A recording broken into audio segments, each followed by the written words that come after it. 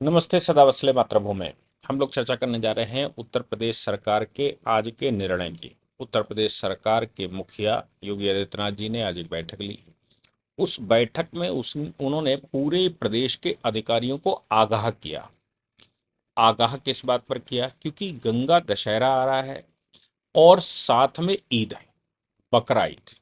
बकरा ईद का जो त्योहार है वो मुसलमान सेक्रीफाइस के रूप में मनाते हैं। पूरे विश्व के मुसलमान सेक्रीफाइस के रूप में मनाते हैं। हालांकि वो सेक्रीफाइस, ऐसा कहते हैं कि इब्राहिम अलैहिस्सलाम ने वो सेक्रीफाइस अपने सबसे अजीज जिगर के टुकड़े के लिए किया कहा था। और अल्लाह ने उनसे अपने जिगर के टुकड़े के लिए, तो उन्होंने अपने बेटे की बलि दी थी। अपने बेटे को सेक्रीफाइस किया था, बलि दी थी।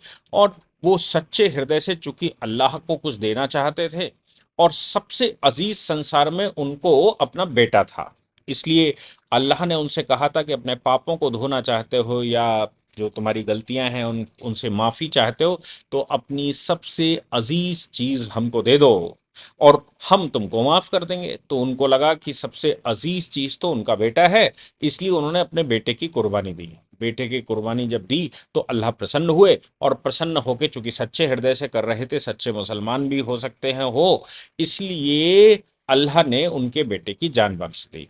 ऐसी सेक्रीफाइस की घटनाएं हिंदू समाज में भी बहुत सारी हैं। लेकिन बाद में मुस्लिम समाज को इतनी हिम्मत नहीं रही कि वो अपने बेटों को, सबसे अजीज चीजों को सेक्रीफाइस कर सके, तो बेजान जानवर को ही सेक्रीफाइस करना एक रास्ता ढूंढ लिया। कुछ तो करें, कुछ क्या करें, तो बेजान जानवरों की सेक्रीफाइस कर दो और साथ में ये कहो कि इस्लाम का ये अभिन्न अंग है और इस्लाम का अभिन्न अंग होने के नाते ये बात सामने आई। अब बात ये आती है कि हम सब जानते हैं कि 7 वर्ष से योगी आदित्यनाथ जी की सरकार उत्तर प्रदेश में है और योगी आदित्यनाथ जी की सरकार की खास बात यह है कि अव्यवस्था किसी के लिए ना हो। किसी का भी त्योहार हो, किसी दूसरे को अव्यवस्था ना होने पाए। अव्यवस्था ना होने पाए तो ये जब त्योहार हो जाएगा तब अव्यवस्था का कोई मतलब नहीं रहता। अव्यवस्था ना होने पाए इसलिए अधिकारियों को पहले से इंस्ट्रक्शन देने पड़ते हैं और उन इंस्ट्रक्शंस में अधिकारी जो कर्मचारी है, सरकारी कर्मचारी है, ये उसकी जिम्मेदारी बनती है, पुलिस की, प्रशासन की, डिस्ट्रिक्ट मैजिस्ट्रेट की, और इन सबकी जिम्मेदारी बनती है कि अव्यवस्था ना फैले।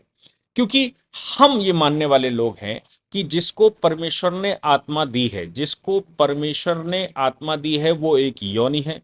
एक योनि में जन्म लेना किसी की मजबूरी इसलिए है क्योंकि परमेश्वर ने उसको जन्म दिया है। इसलिए किसी भी दूसरे इंसान को किसी योनि को समाप्त करने का कोई अधिकार नहीं है। क्यों? क्योंकि जैसे मेरे अंदर प्राण है वैसे ही उसके अंदर भी प्राण है। हाँ, वो ध्यान रखने की बात यह है, एक कहानी भी है कि भाई एक गुरु ने अपने शिष्य को समझाया और कहा कि सब में प्राण है, सब में ईश्वर है। तो एक हाथी दौड़ा चला आ रहा था, पागल हो गया था। एक महावत ने उसको कहा, उस शिष्य को, भागो भागो भागो, और हाथी, मतवाला हाथी है, मार सकता है, आ रहा है। उसने कहा, शिष्य ने सोचा, अरे मेरे गुरु ने तो बताया है कि हाथी में भी परमेश्वर होता है, इसलिए वो परमेश्वर जो है वो हमको कैसे मारेगा। उसने सुना नहीं। हाथी आया और उसने उस शिष्य को उठाकर फेंक दिया। जब उसका इलाज हो गया, ठीक ठाक हो गया, तो गुरु ने पूछा कि भाई क्या हुआ था। बोले, गुरुदेव ऐसा हुआ था कि हाथी आ रहा था, हाथी बहुत बिगड़ा हुआ था, और बिगड़े हुए हाथी को महावत ने मुझसे कहा कि भागो भागो भागो, और मैंने कहा कि इसमें तो आपने कहा है ईश्वर है, इसलिए मैं ईश्वर हमारा नुकसान कैसे कर सकता है, इसलिए मैं उस हाथी के सामने खड़ा हो गया। तो गुरु ने उनसे कहा कि जब महावत ने तुझसे कहा था कि हाथी पागल हो गया है, तब तुझे गुरु नहीं दिखाई पड़ा, तब तुझे ईश्वर नहीं दिखाई पड़ा। उस महावत में ईश्वर नहीं दिखाई पड़ा, हाथी में ईश्वर दिखाई पड़ गया। मतलब बेटे की सेक्रीफाइस नहीं करनी है और अब एक बेजुबान जानवर की सेक्रीफाइस करनी, जबकि आदेश तो बेटे की सेक्रीफाइस का था, सबसे अजीज। क्या किसी सेक्रीफाइस करने वाले को अपनी पत्नी अजीज नहीं है? क्या सेक्रीफाइस करने वाले को अपने माँ बाप अजीज नहीं है? क्या सेक्रीफाइस करने वाले को अपने बच्चे अजीज नहीं है? मतलब ये अजीजत की सब कैटेगरी बाहर निकाल दी। जो उसको अजीज होने चाहिए उनको सबको बाहर निकाल दिया, और जो जानवर जिससे उसका कोई लेना देना नहीं है, वो उसने जानवरों से भी बदतर, अगर किसी को समझ लिया तो परिवार वालों को समझ लिया, और जानवरों की सेक्रीफाइस करने चला गया। कैसा रिलीजन है, कैसे रिलीजन फॉलो करने वाले लोग। तो योगी आदित्यनाथ जी ने बैठक करके जब कहा, हालांकि वो बैठक आज हुई, लेकिन उससे पहले एक पीआईएल ऑनरेबल इलाहाबाद हाईकोर्ट में गई, मऊ जिले से गई। मऊ जिला हम जानते हैं कितना खतरनाक है। योगी आदित्यनाथ, मुझे याद है कि योगी आदित्यनाथ जी के ऊपर हमला भी मऊ जिले में ही हुआ था। एक तरफ मस्जिद थी और एक तरफ मदरसा था, बीच से काफिला उनका निकल रहा था, वो सांसद थे, उनका काफिला निकल रहा था, उसके उनके काफिले के ऊपर हमला कर दिया गया था। हालांकि जिस गाड़ी में योगी जी को जाना था, 12वीं गाड़ी में जाना था, 12वीं गाड़ी में ना होकर वो पहली या दूसरी गाड़ी में थे। हमला 12वीं गाड़ी में हुआ, वो बच गए थे। उस मऊ जिले से एक पीआईएल आई। पीआईएल ये आई कि साहब पुलिस जो है वो मौखिक रूप से हमको सेक्रीफाइस करने से मना कर रही है।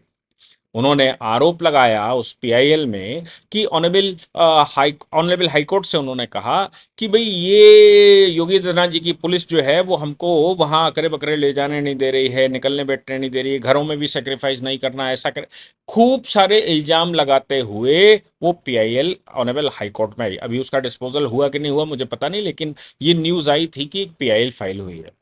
आप सोच लीजिए, कोई लिखित आदेश नहीं, किसी प्रकार का कोई हंगामा नहीं, किसी प्रकार से पुलिस का कोई रिस्ट्रिक्शन नहीं, और अभी बकरीद भी लंबी दूरी पर थी, लेकिन प्रिकॉशन के रूप में ये फाइल किया गया ताकि सरकार और पुलिस उसको रोक नहीं। फिर भी योगी आदित्यनाथ जी ने, मतलब उत्तर प्रदेश के माननीय मुख्यमंत्री जी ने बैठक करके पुलिस को कहा कि दो चीजें ध्यान रखनी। एक तो ये कुर्बानी जिसको कह रहे हैं, सेक्रीफाइस जिसको कह रहे हैं, ये वहीं पर होना जहां अनुमति है। ऐसा नहीं है कोई भी कहीं भी काट डालेगा, कुछ भी काट कर फेंक देगा। और इसके बाद सफाई की जिम्मेदारी प्रशासन की है, इसलिए प्रशासन ये ध्यान रखे कि कहीं सेक्रीफाइस करके ऐसी सिचुएशन ना बन जाए कि गंदगी फैल जाए, सड़ान फैल जाए, समस्या हो जाए, और ये होने दें। इसलिए ये तुम्हारी जिम्मेदारी है कि तुम क्लीन रखोगे, किसी को ऐसा नहीं करने दोगे। दूसरी बात उन्होंने कहा कि ये जो रोड ब्लॉक करके नमाज पढ़ना है, जबरदस्ती मस्जिदों के सामने इकट्ठे हो जाना, ये नहीं चलेगा। जिसको नमाज पढ़नी है, अगर जगह नहीं है तो 2 बार में 3 बार में पढ़ी जाने लगी है, पढ़ी जाती रही है हमेशा से। तो 2 बार में 3 बार में मस्जिद में नमाज पढ़ी जा सकती है, ईदगाह में 2-3 बार में नमाज पढ़ी जा सकती है, लेकिन ट्रैफिक पुलिस ये ध्यान रखे कि ट्रैफिक बाधित ना हो। ट्रैफिक में बाधा का मतलब आपके लिए ये संकट है। अगली बात उन्होंने ये कहा कि भाई देखो, उसके तुरंत बाद गंगा मेला है, गंगा मेला पर घाट सफाई होना, गंगा मेला पर लोग गंगा स्नान करने के लिए जाएंगे देश प्रदेश भर में।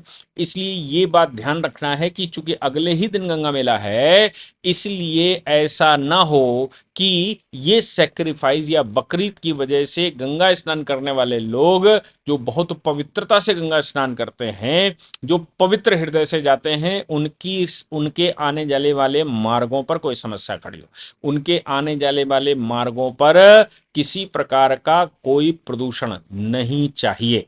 साथ में उन्होंने कहा कि उसके बाद ये कावड़ यात्रा उसके बाद ही शुरू होनी है। कावड़ यात्रा के समय पर ही मुहर्रम भी आने वाली है।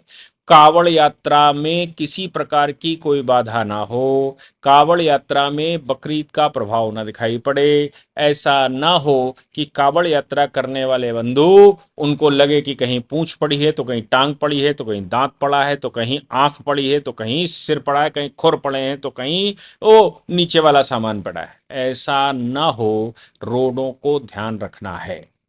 अब उसको लेकर तमाम टीवी चैनल ये कह रहे हैं, बात कर रहे थे, साहब घर में भी नहीं करने देंगे, वहाँ भी नहीं करने देंगे, और ये भी नहीं करने देंगे, वो भी नहीं करने देंगे, और साहब ये तो त्यौहार हमारा, ऐसा इंटरव्यू में बता रही थी, त्यौहार जो है वो त्यौहार का हिस्सा, इस्लाम का हिस्सा है। मैं तो कहता हूँ इस्लाम का हिस्सा सेक्रीफाइस है, लेकिन बच्चे का सेक्रीफाइस है। किसी बेजुबान जानवर की सेक्रीफाइस इस्लाम का हिस्सा कैसे हो सकता है? बेजुबान का, अल्लाह तो दयालु है, अल्लाह तो सबका संरक्षण करता है। अल्लाह ने सारी दुनिया बनाई, सारी दुनिया का संरक्षण करना अल्लाह का काम है। अगर अल्लाह सबका संरक्षक है तो तुम्हें किसी को मारने को, किसी को भी मारने का अधिकार किसने दिया? ये बहुत सारे मूल प्रश्न हैं, लेकिन ऑनरेबल इलाहाबाद हाईकोर्ट ने क्या उसका समाधान निकाला मुझे पता नहीं है। लेकिन बात यह है कि तमाम तरह की अड़चनें शुरू होने वाली हैं, तमाम तरह से लोगों का भाषण शुरू हो गया, लोग पब्लिक स्टेटमेंट देने लगे, त्योहार नहीं मनाने देंगे, ऐसा कर, मतलब बहुत सारी चीज़ें आई। लेकिन मामला तो ये है कि हलाल तो कर रहे हैं योगी जी, और त्योहार किसी और का। लॉ एंड ऑर्डर उन्होंने कहा मेंटेन रहना चाहिए। लॉ एंड ऑर्डर की मेंटेनेंस की जिम्मेदारी आपकी है।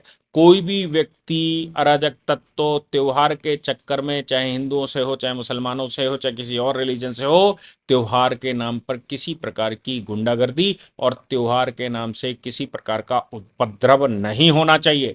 ये सारे जिलाधिकारियों की जिम्मेदारी बनती है कि वो इसको मेंटेन करें, लॉ एंड ऑर्डर को मेंटेन करें। ये सख्ती के साथ आज उन्होंने आदेश दिया है। आगे क्या होगा वो तो समय बताएगा, उस दिन जिस दिन त्योहार होगा उस दिन बताया जाएगा। लेकिन अभी कुल मिलाकर पहले त्योहार से पहले की बैठकें करके योगी आदित्यनाथ जी ने सीधा सीधा इंस्ट्रक्शन देने का काम किया। जय हिंद, जय भारत, वंदे मातरम।